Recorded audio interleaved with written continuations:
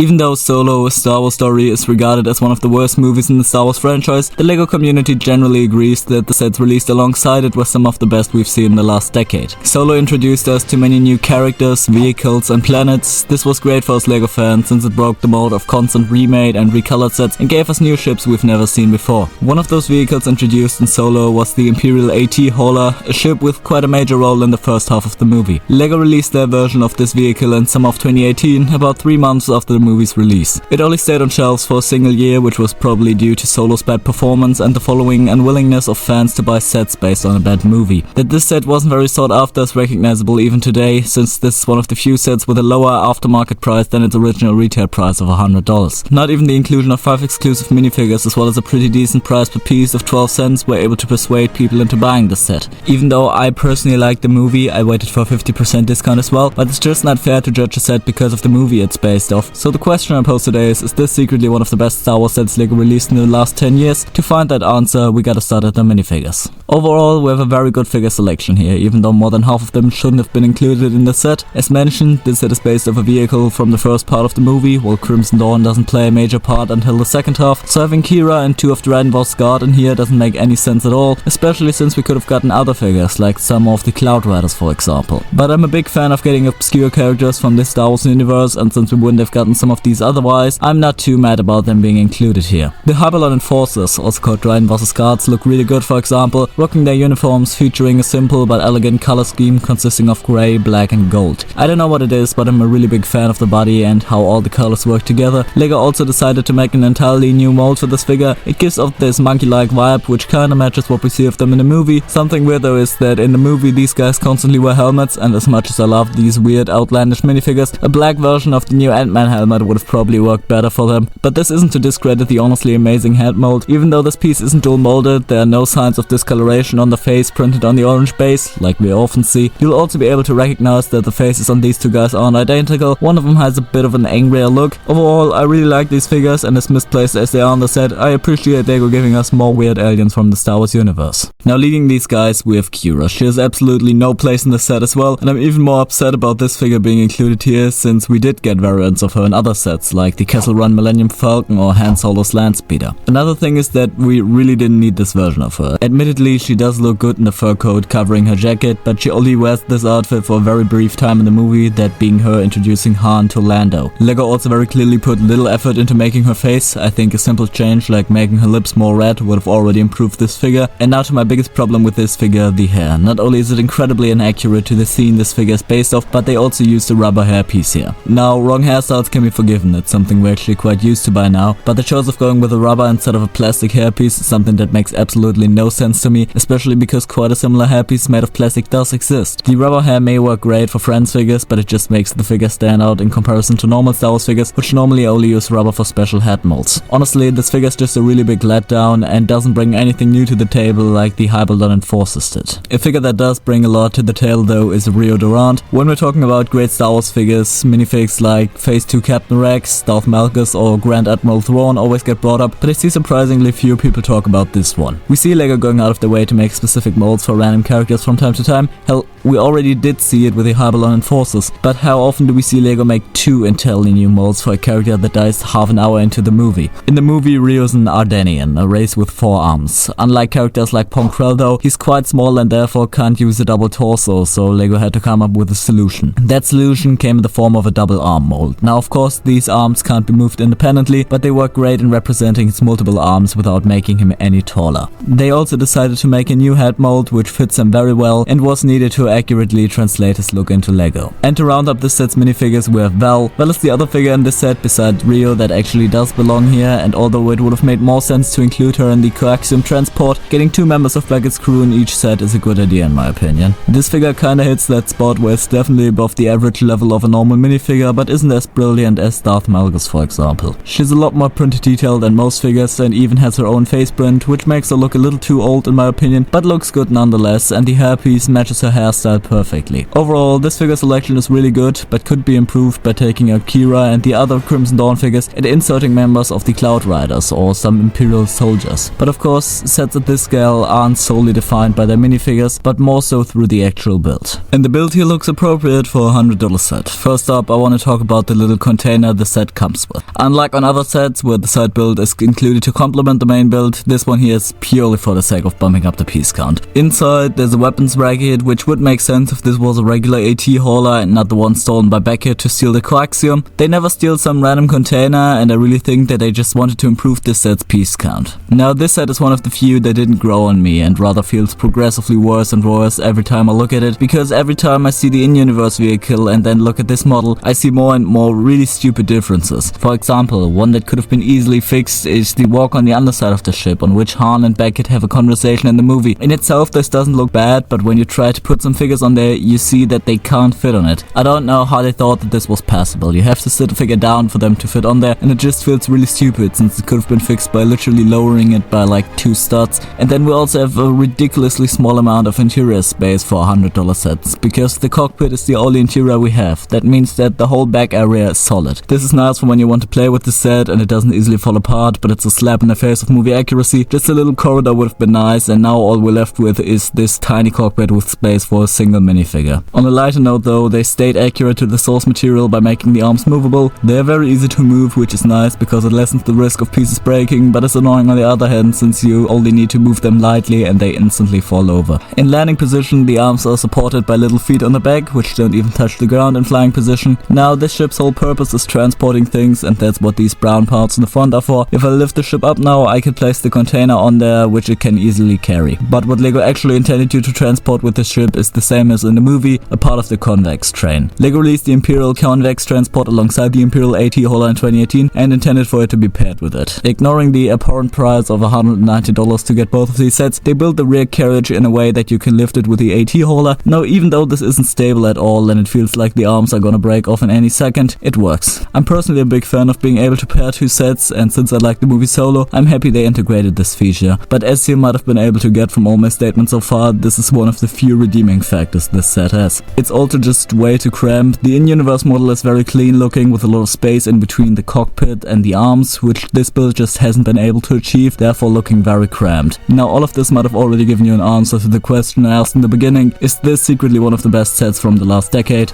Absolutely not. Even though it might have a decent figure selection and some cool features, it really just isn't that great in general. The decision of including a second build and not putting the pieces into the main body was incredibly stupid in my opinion. Overall, not that good of a set, so I'll give it a 6 out of 10 with no buying recommendation. That wraps it up for today. I hope you peeps enjoyed it. If you did, remember to hit the like and subscribe button, and until next week, goodbye.